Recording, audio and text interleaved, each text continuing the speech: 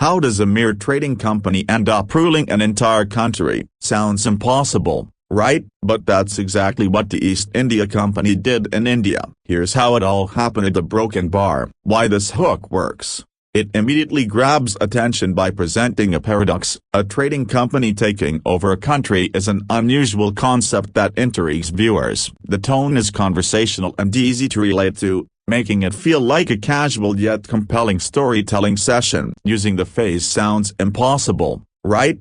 Invites the audience to think and engage, sparking curiosity. Setting up the stakes and intrigue. Highlight the enormity of what the East India Company achieved. This isn't just a story about business or politics. It's about how a corporation grew so powerful, it controlled the lives of millions, reshaped an entire nation's history, and left a legacy that still impacts the world today. Add emotional weight by framing the narrative as one of betrayal and exploitation. What started as a trade agreement turned into a centuries-long saga of manipulation, war, and ruthless control. The question is, how did they do it? And why did no one stop them? Preview what viewers will learn. Tease the main sections of the video without giving away too much. We'll explore how the East India Company used cunning strategies to seize power, how they drained India's wealth, and how their reign finally came to an end. But to truly understand their rise, we need to start from the beginning of Broken Bar. The origins of the East India Company. Detailed explanation. Establishing the background. The East India Company was founded on December 31, 1600, under a royal charter granted by Queen Elizabeth I. It wasn't a government body, it was a private corporation formed by a group of merchants looking to profit from the lucrative trade with Asia. Initially, the company's goal was straightforward: trade in spices, textiles, and other goods from the East, particularly from India and Southeast Asia. At the time, spices like pepper, cinnamon, and cloves were worth their weight in gold in Europe, driving enormous demand. The company's ambition. The merchants envisioned a massive profit, but they faced a key challenge: fierce competition from other European powers. The Dutch and the Portuguese had already established strong trade networks in Asia, and the French were not far behind. Rivalries with other European powers. The Portuguese had dominated the spice trade since the 16th century, controlling key maritime routes and territories like Goa in India. The Dutch East India Company, VOC, was a major competitor, with a well-organized fleet and financial backing. The Dutch had already established control over many spice islands in Southeast Asia. The French, while less dominant initially, were also trying to establish their presence in India around the same time. The East India Company had to not only compete in trade but also navigate and exploit the geopolitics of the time to secure its position. First foothold in India. In 1608, the company made its first direct contact with India when a ship docked in Surat, Gujarat. By 1613, the company received permission from the Mughal Emperor Jahangir to establish a permanent trading post in Surat. This was a huge milestone, giving the company a stable base to expand its operations. Over the next few decades, they set up more trading posts in Madras, Chennai, Bombay, Mumbai, and eventually Calcutta. Kolkata. These cities became major centers of commerce and played a crucial role in the company's eventual expansion of power. The company's strategy in these early years. The company initially operated with strict focus on trade, avoiding conflicts with local rulers and focusing on securing profitable agreements. They brought valuable goods like wool, silver, and bullion from England and exchanged them for Indian textiles, spices, and later, tea. However, as competition grew fiercer and profits became harder to secure, the company began looking beyond trade. It started building forts, hiring soldiers, and laying the groundwork for its military and political dominance.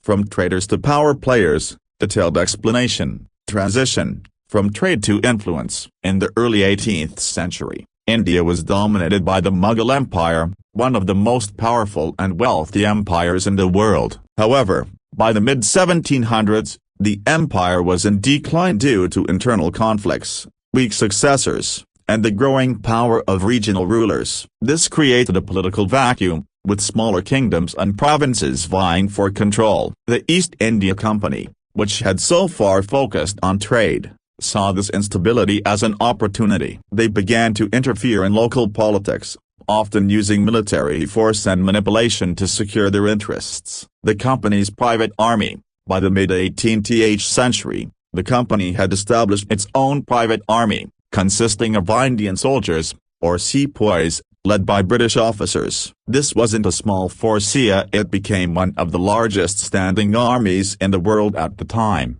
Funded by the immense profits from trade and taxes, the company justified demilitarization as a means of protecting its trade routes and settlements, but in reality, it used its army to coerce and dominate Indian rulers. The Battle of Plassey, 1757, the turning point. The Battle of Plassey was a watershed moment in Indian history. It marked the first significant step in the company's transition from traders to rulers. The context: the Nawab of Bengal, Siraj-ud-Daulah, opposed the East India Company's growing influence in Bengal. Tensions escalated when the company fortified its base in Calcutta without the Nawab's permission. The company's military commander, Robert Clive, saw this conflict as an opportunity to gain control over Bengal, one of the wealthiest provinces in India. How bribes and betrayal secured victory. The Battle of Plassey wasn't won through sheer military might, it was largely a result of bribery and betrayal. Robert Clive secretly negotiated with Mir Jafar, one of Siraj-ud-Daulah's commanders, promising to make him the new Nawab if he betrayed Siraj-ud-Daulah during the battle. When the battle began, Mir Jafar's forces withheld their support, leaving Siraj-ud-Daulah's army vulnerable. The company's relatively small army defeated the Nawab's forces with ease. The aftermath: control of Bengal. With Siraj-ud-Daulah defeated, Mir Jafar was installed as a puppet ruler, but the real power lay with the East India Company. Bengal's immense wealth, its fertile land, thriving trade, and large population was now at the company's disposal. The company imposed heavy taxes, drained resources, and used Bengal's wealth to finance further military campaigns, solidifying its control over other parts of India. The significance of this shift: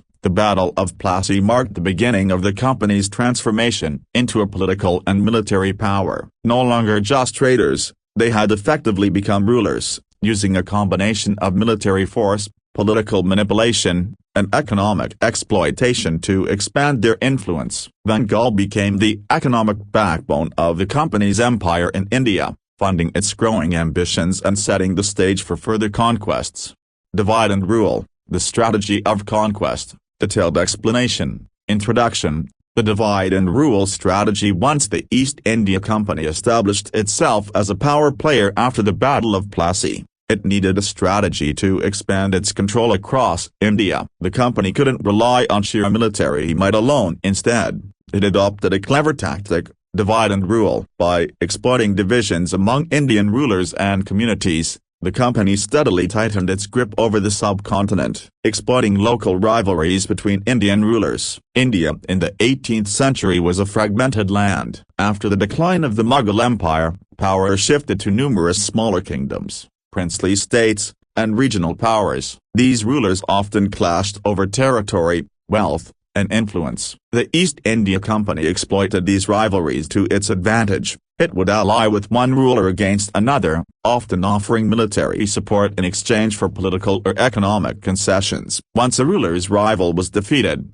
the company would turn against its former ally, ensuring that no single Indian ruler became too powerful. Example: the company played Marathas against the Nizams of Hyderabad, and Sikh leaders against each other, ensuring that internal divisions kept India disunited and vulnerable to outside manipulation. Signing treaties that favored the company. Another key tactic was to force Indian rulers into treaties that appeared to be alliances but were heavily one-sided. These treaties would often require Indian rulers to pay large sums of money or cede territory in exchange for the company's protection. Allow the company to station troops in the ruler's territory, which further eroded their sovereignty. Grant the company exclusive trading rights, depriving Indian economies of their independence. Over time, these treaties reduced Indian rulers to mere puppets, while the company consolidated real power behind the scenes. The doctrine of lapse, a ruthless policy. One of the most infamous tactics employed by the company was the doctrine of lapse,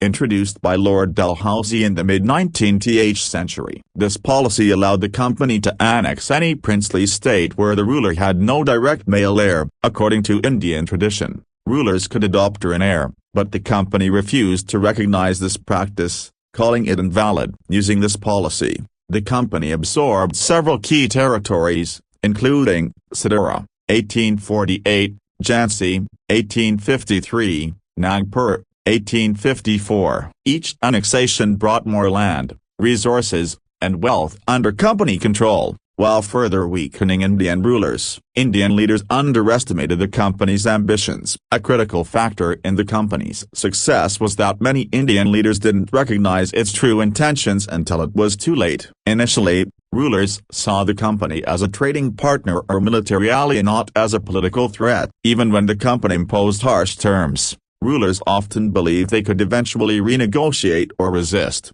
failing to see the larger pattern of annexation and domination. Additionally, rivalries between Indian rulers meant they rarely united against the company. When resistance did occur, like during the Anglo-Mysore Wars, against Tipu Sultan, or the Maratha Wars, these efforts were localized and fragmented, making it easier for the company to crush them. Economic exploitation and control. Detailed explanation. After establishing its dominance in Bengal and expanding its influence across India, the East India Company shifted its focus to extracting wealth. Its policies were designed not to develop the Indian economy but to maximize profits for the company and its shareholders in Britain. This led to devastating consequences for the Indian population and economy. High taxes on farmers and artisans. Once the company gained control of Bengal, it seized the right to collect taxes, Diwani, in 1765, making it both the ruler and the profiteer. Farmers, who had traditionally paid manageable taxes to local rulers, were now subjected to exorbitantly high rates imposed by the company. The taxes were often set without considering the farmers' ability to pay, leaving them in a cycle of debt and poverty. Artisans, especially weavers, were heavily taxed and exploited as the company sought to dominate the trade of Indian textiles. The company would dictate prices and terms,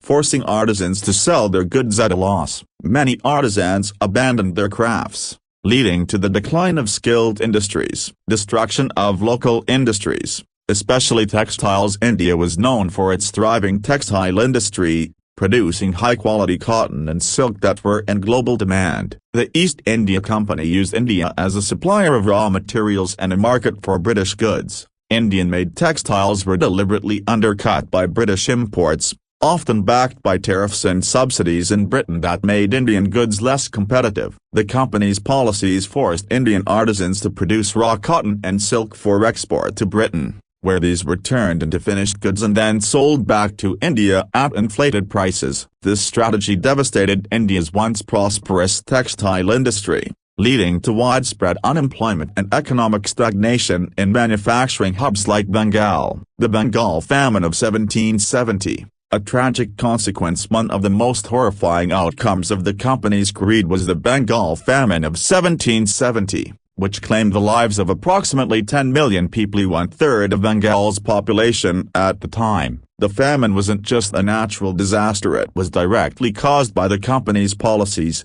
Farmers were forced to grow cash crops like indigo and opium for export instead of food crops needed to sustain local populations. Even during the famine, the company continued to demand high taxes, refusing to reduce or waive them for starving farmers. Grain that could have fed starving people was hoarded or exported for profit. The famine showcased the company's prioritization of profits over human lives, leaving entire regions impoverished and depleted. Profits flowed back to Britain. The wealth extracted from India did not stay in the country, it was transferred back to Britain, enriching the British economy at India's expense. The company's shareholders and British elites benefited enormously from the drain of wealth, a term coined to describe how India's resources were siphoned off to fuel British growth. Indian peasants and artisans became poorer while Britain experienced an economic boom, using Indian wealth to finance its industrial revolution and military expansion. This exploitative economic system left India with a crippled economy, deeply reliant on agriculture and stripped of its industrial potential. Conclusion: Economic devastation. As the cost of empire, the East India Company's policies not only drained India of its wealth but also left long-term scars on its economy and society. High taxes, destroyed industries, and famines were symptoms of a system designed to enrich Britain at any cost. By the time the British Crown took over in 1858, the economic foundations of India had been eroded, leaving a legacy of poverty. The spark of rebellion. Detailed explanation. By the mid-19th century, resentment against the East India Company's exploitative rule had reached a boiling point. The combination of economic oppression, cultural insensitivity, and military grievances ignited the Indian Rebellion of 1857, also known as the Sepoy Mutiny or India's First War of Independence. This uprising marked a pivotal moment in Indian history, exposing the growing resistance to British dominance. Discontent among Indians due to exploitation and oppression over decades. The East India Company's exploitative policies had devastated India. Farmers and artisans faced crippling taxes, famine, and loss of livelihood. Local rulers were systematically stripped of their power through policies like the doctrine of lapse. The destruction of traditional industries left millions unemployed. The company's greed had eroded the trust and goodwill of the Indian people. What began as resentment turned into outright hostility as they saw their culture, economy, and sovereignty being destroyed. The lead up to the Indian Rebellion of 1857. The rebellion wasn't a spontaneous event, it was the result of years of growing anger among Indians, particularly among the soldiers, sepoys, in the company's army. Indian sepoys formed the majority of the company's forces but were treated with disrespect and inequality. Low pay, lack of promotions, and poor treatment created widespread dissatisfaction. Soldiers were forced to serve in distant regions, often violating their religious beliefs and customs. At the same time, cultural and religious tensions were heightened by British reforms, such as the banning of sati, widow burning, and attempts to convert Indians to Christianity, which many saw as an attack on their traditions. The introduction of English education and legal reforms that marginalized Indian customs. The immediate spark, the grease cartridge incident in early 1857. The company introduced a new Enfield rifle for its soldiers. These rifles required cartridges that were rumored to be greased with cow and pig fat. For Hindu soldiers, cows are sacred, and touching cow fat was considered deeply offensive. For Muslim soldiers, pigs are forbidden, making it equally offensive to them. To use the cartridges, sepoys had to bite them open, which outraged both Hindu and Muslim soldiers, as it violated their religious beliefs. This rumor, combined with years of pent-up anger, became the final spark for rebellion. How Indian soldiers rebelled against the company. The rebellion began on May 10, 1857, in Meerut, where sepoys refused to use the cartridges and were punished harshly. The punishment enraged the soldiers, who mutinied, attacked British officers, and marched to Delhi, where they declared the aged Mughal Emperor Bahadur Shah II as their leader. The rebellion quickly spread across northern and central India, with sepoys and civilians joining the fight. Key centers of resistance included Kanpur, led by Nana Sahib; Lucknow, where Rani Lakshmibai of Jhansi became a symbol of resistance; Delhi, the symbolic center of the uprising. The rebellion saw fierce battles between the company's forces and Indian rebels. While some areas, like Punjab, remained loyal to the British, much of northern India rose up against the company's rule. Cultural and economic causes behind the revolt. Cultural causes. The company's disregard for Indian traditions and religions had alienated much of the population. British arrogance and their perception of cultural superiority were seen as deeply insulting by Indians. Reforms aimed at civilizing Indians, such as missionary activities and the outlawing of traditional practices, were viewed as an attack on Indian identity. Economic causes. Heavy taxation, economic exploitation, and the destruction of local industries created widespread poverty. Policies like the doctrine of lapse robbed Indian rulers of their states, fueling discontent among both nobles and the common people. The wealth of India was being drained to Britain, leaving the local population impoverished and desperate. Outcome of the uprising. Although the rebellion was eventually crushed by the British, It shook the foundations of the East India Company's rule. The uprising led to the dissolution of the East India Company in 1858, direct control of India being transferred to the British Crown under Queen Victoria. Significant changes in British policies, as they realized the need to maintain better relations with Indian rulers and communities. The end of the company's rule. Detailed explanation. The Indian Rebellion of 1857, though ultimately unsuccessful, marked the beginning of the end for the East India Company. The uprising exposed the company's inability to manage the territories it controlled and forced Britain to re-evaluate its governance in India. The aftermath of the rebellion brought sweeping changes to India's administration and the dissolution of the East India Company itself. The aftermath of the 1857 rebellion, transfer of power to the British Crown. 1858. In 1858, the British government passed the Government of India Act, which marked a pivotal shift in how India was governed. The act abolished the East India Company's administrative powers and transferred control of India directly to the British Crown. India became a Crown colony, and the British government established the office of the Secretary of State for India, headed by a British politician responsible for overseeing Indian affairs. Queen Victoria was declared the Empress of India in 1876. Further cementing India's status as a key part of the British Empire. Dissolution of the East India Company. The East India Company, which had been the dominant force in India for over 250 years, was formally dissolved in 1874. Its military, territories, and administrative functions were absorbed by the British government. Changes in governance. The British sought to prevent future rebellions by reforming their policies. They promised to respect Indian religious and cultural practices to avoid further alienating the population. They abandoned the doctrine of lapse, ensuring that Indian princes could retain their territories. However, the British retained ultimate authority, and India remained under strict colonial rule. The legacy of the East India Company and British colonial rule. Even though the East India Company ceased to exist, its legacy lived on in the way Britain administered India. Economic exploitation continued.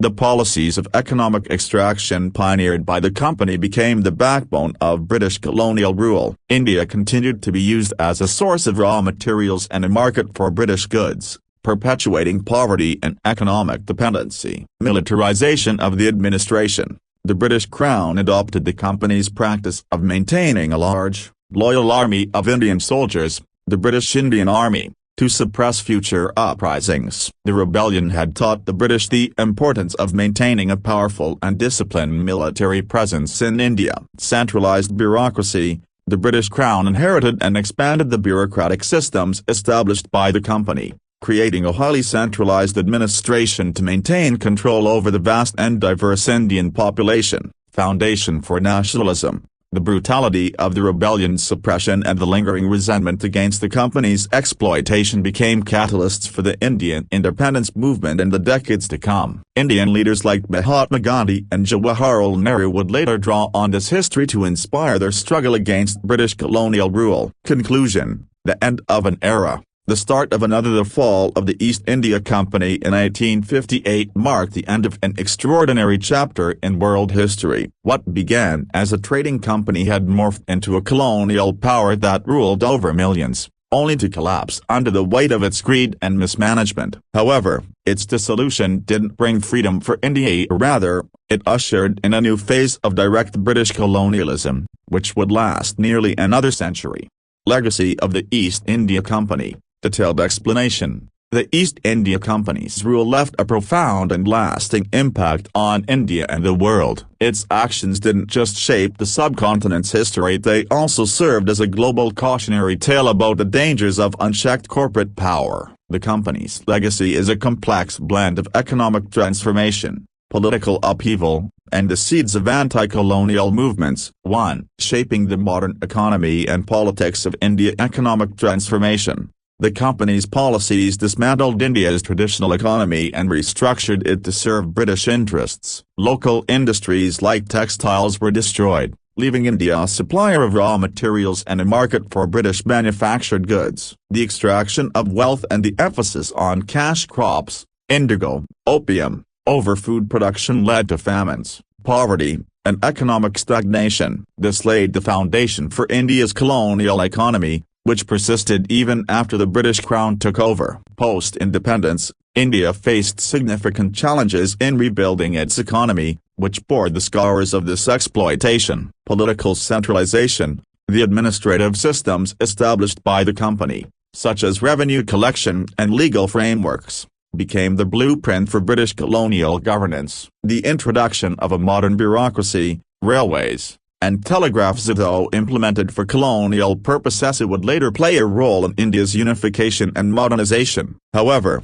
these systems were designed to extract resources, not to empower Indians, perpetuating a legacy of inequality. 2. Sparking anti-colonial movements. The company's oppressive rule and the resulting suffering it caused led to widespread resentment, which fueled early resistance movements. The 1857 rebellion was the first large-scale uprising against British authority. Even if it failed, its memory inspired later struggles for independence. Displacement of Indian rulers and exploitation of peasants created a class of dispossessed elites and impoverished masses who sought change. The economic devastation caused by the company became a rallying cry for nationalist leaders like Dadabhai Naoroji, who popularized the concept of the drain of wealth from India to Britain. The atrocities of the company era exposed the moral failings of colonialism and spurred intellectual and cultural movements that aimed to reclaim Indian identity and independence. The Indian National Congress, founded in 1885, began as a response to these historical injustices and laid the groundwork for the independence movement. 3. Influence on global history. A cautionary tale about corporate power. Unprecedented corporate domination. The East India Company was one of the first multinational corporations, wielding enormous political, economic, and military power. Its transformation from a trading firm to a colonial power demonstrated the dangers of unchecked corporate influence over nations. Global lessons on exploitation and colonialism. The company became a symbol of how corporations could exploit and destabilize entire nations for profit. Its policies in India served as a stark reminder of the human cost of imperialism and unchecked capitalism. Modern parallels. Today, the story of the East India Company is often cited as a cautionary tale in debates about corporate power and global governance. It highlights the risks of privatizing governance and allowing corporations to prioritize profits over people. The East India Company started as a humble trading venture, but it grew into one of the most powerful forces in history. Its rise and fall are a stark reminder of how unchecked greed and ambition can reshape the fate of entire nations. What can we learn from its story? How can we guard against the dangers of such power and greed today?